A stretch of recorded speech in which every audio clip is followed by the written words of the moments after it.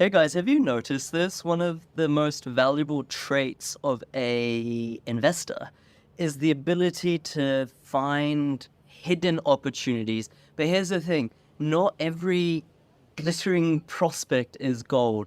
Sometimes it's a mirage. And believe me, I've learnt this the hard way.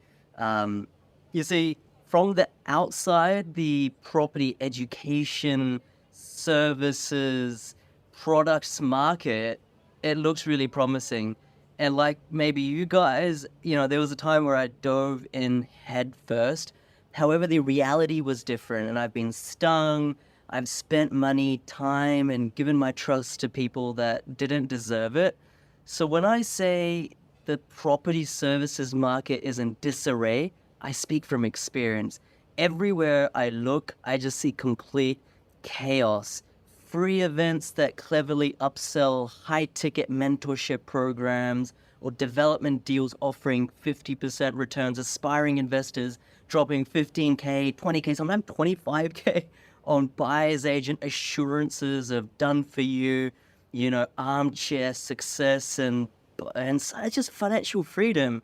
It's really is a wild west out there. And so in this episode, as I do in every episode, I'm trying to bring you free education, okay? Not trying to sell anything. When you watch this or listen to this episode, you'll leave by actually having learned something without having to pay for it. And in this episode, we'll talk about whether you should invest your money. Let's say you've got 60K.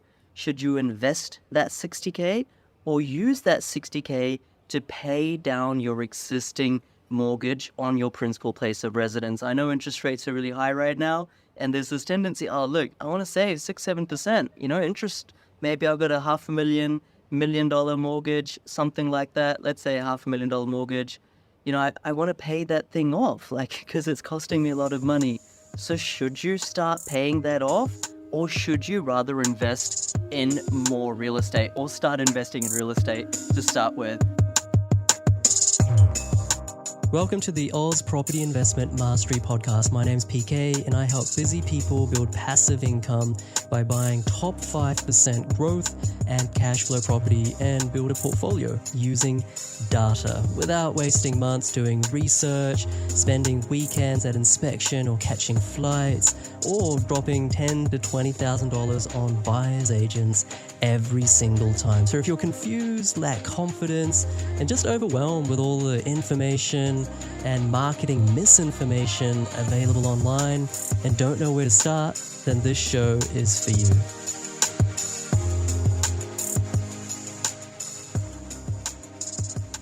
I'm just here in Sydney, and I used to come to Sydney and travel here every week for almost a year back in 2016, I think, when I was working.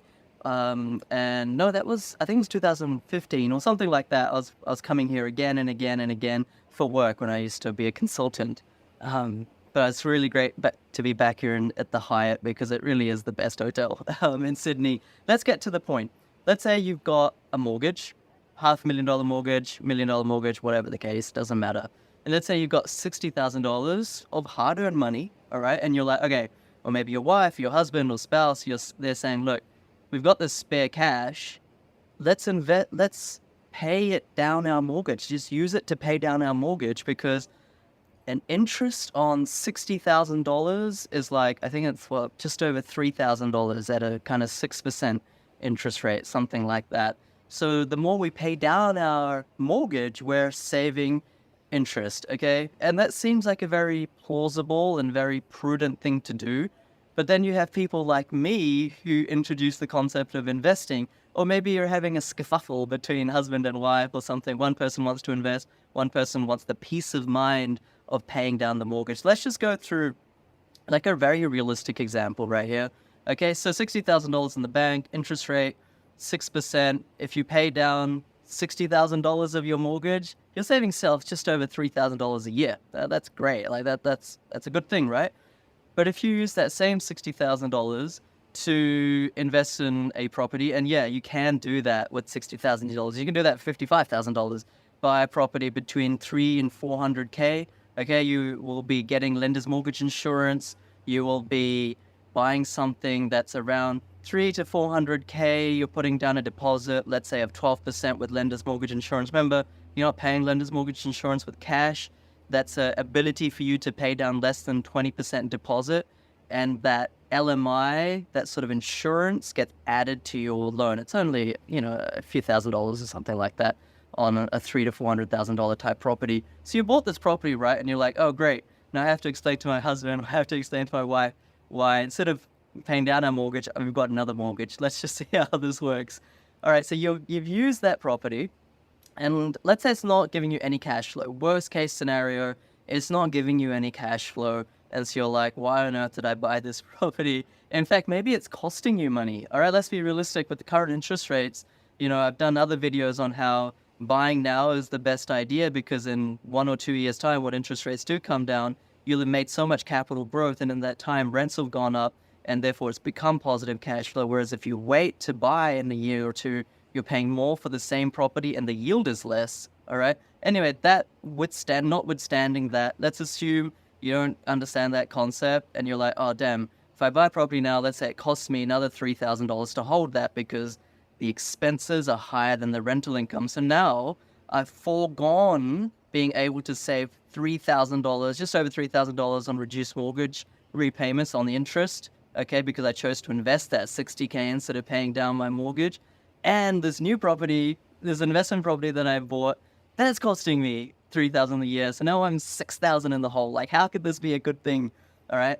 But this is where people don't fully trust property investing. Like, if you really use data, all right, to pick the right locations. I've done lots of videos on that. Like, this is a big statement I'm about to make, but let's say Perth proper. I'm not saying like, far north, like, beyond Mariva, however you say it, or further down south beyond Bunbury. But Perth proper, if you buy something under 500K right now, there is every opportunity, every possibility, almost guaranteed that thing is going to become 600K in the next year or two. Now, I'm not saying that you should do that. I'm not saying you should blindly do that, because within a city, there's always suburbs within suburbs that outperform, underperform short-term, long-term.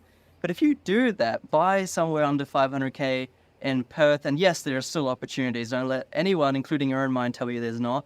If you buy somewhere in places like Townsville, like Mackay, I'm not the biggest fan of Gladstone, but maybe even Gladstone, places like Toowoomba and New South Wales, Tamworth, maybe regional South Australia, like maybe Mount Gambier, parts of Adelaide still. And once again, I'm not saying that you should buy. In fact, I've done other videos to say you should not buy in Adelaide at this point in the cycle. But I'm just trying to demonstrate, if you use short-term data, there's long-term data, but ignore that. Even if you just use short-term data, you can reasonably and accurately predict, okay, where is going to grow by at least 10 to 20% in the next 1 or 2 years. Now, I'm not saying we can predict the exact percentage, like 12.652%, but it's pretty easy with looking at data that you can understand where it's going to grow double digits. And if you don't believe me, like, please go watch other videos, and I've demonstrated this again and again and again over the years. All right.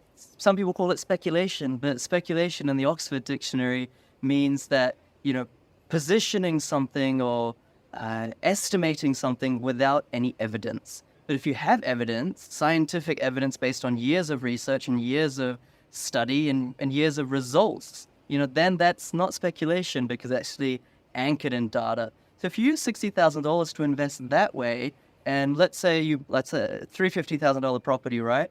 And it goes up 10%, that's $35,000. Say it goes up 20% over 1 or 2 years, $70,000. That $70,000 completely eclipses that $3,000 plus $3,000, okay, loss, cash flow loss, that $6,000, $7,000 cash flow loss in the first 2 years.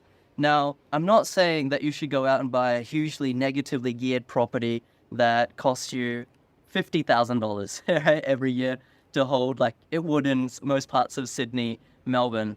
You need to buy something that your household budget can afford. But if then you marry this with long-term data, all right, then you know that property is not just going to perform in the short term, but is also going to continue performing over the long term. Now, of course, over a 30-year period, if you look at the statistics, the standard deviation between the performance of all 15,000 suburbs across Australia, it really narrows. Okay, so after 30 years, there is a difference, but not a huge difference between the 15,000 suburbs and how they perform. It's generally between 6 to 8%, all right, over the last 35-year period. But in the next 10 years, that standard deviation is huge. You can have a property that only compound annual growth rate is 2%. You can have a property that annual compound growth rate is 15%, all right? So that's really the trick. That's what you need to do. You need to find those types of properties. And if you do that, let's say you don't even want to take a chance with some of the fudgier long-term data. You don't believe in it, let's say. Let's say you only want to use more clinical data, which is definitely out there. It's, it's not even a speculation anymore. It's been tested over thousands of properties. If you use that, then after 5 years or after 10 years, that 350K property, I'm not saying a property doubles every 7 years because it doesn't, but some properties do. Okay, a lot of properties do, and that's what you have to find. If you find them and it's completely achievable, it's not a gamble, it's not speculation, all right? You can completely and predictably find these ones that double.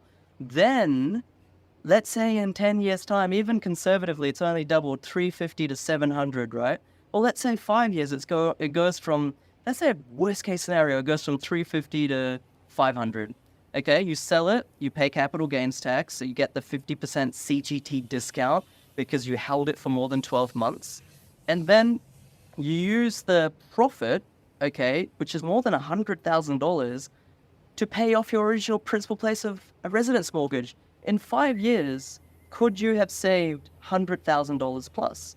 For most people, the answer is no. And if you multiply this strategy, okay, you say, okay, I've actually got like a spare 120,000. You can buy 2 of these properties, and after 5 years, you've put in another $200,000 of profit paying off your principal place of residence. Okay, and the sky's the limit, so to speak, and how much you can do this. This is the way people are paying off their mortgages. This is the way they're not being stuck in mortgage prison for 30 years. If you look around Australia, you think everyone else may be struggling or suffering as you are. I'm not saying everyone is, right? Or everyone that's watching is. But everyone has their own financial strategies. And there are people working, I don't know if you can't see the city from here. No, you probably can't. That was a bad move. Anyway, the city's just back there. There's probably, 20,000 people, 30,000, I don't know, 50,000 people in the Sydney CBD right now. There are everyday people making 100K per annum that won't have a mortgage in 30 years' time. And there are everyday people making 100K per annum that will have a mortgage in 30 years' time. The difference is how they're using their mind, how they're using financial literacy, and how they're using real estate in a lot of cases to truncate, to pay off that mortgage faster. Okay, so let that be the principle that you take away. A lot of people have the same situation, same income, a couple of kids, they live out, 30 minutes to 1 hour, 30 minutes away from the city. They're in that rat race, but some people are exiting that rat race faster, not because they're more skilled, more intelligent, more high income earners than you, but because they're using financial literacy to just pivot. They're using financial literacy to make the system work for them. I don't want to go on and on, guys. Hopefully that brought you value, at least some thought that you can discuss with your family, friends. Look, a lot of you will be like, hey, look, I don't want to invest. And that's fine, okay? Some people just want that peace of mind of paying down their mortgage, $3,000 a year or, just bit by bit because they're reducing their debt. Look, all good. That's fine if it works for you. But there's other alternatives. If you open up your mindset, if you have an abundant mindset, if you think laterally, that can accelerate your path to being mortgage-free faster. And that's exactly what I did. Rent investing is how I did it. I didn't talk about rent investing today, but there's other ways by which you can pay off your mortgage faster. And that's how myself, all this amazing community members are doing it for free. And of course, my clients as well, who are doing it in a more predictable, fashion with some hand-holding by me using real data, true data analysis and processes and methods and protocols. So anyway, I'll leave it there. Thank you for watching. I appreciate you. I'm grateful for you being here. Great to be back in Sydney after many months. It's been a great weekend. I love this view. Anyone who wants to stay in Sydney, stay at Hyatt. It's not a sponsored message. Take care, guys. My name's PK.